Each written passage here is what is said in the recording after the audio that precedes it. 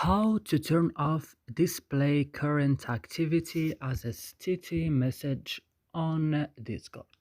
Hello guys, today I will show you how to do this. Just watch the video until the end. You go first as usually and you open your Discord. Then when your Discord is opening guys, you will just go down to your profile here and open it. And then when you open it, you will go to privacy and safety. Then when you open privacy and safety, you will find a lot of options.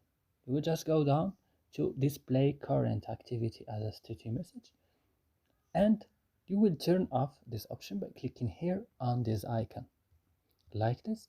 And now it's done and it will work with you and with us.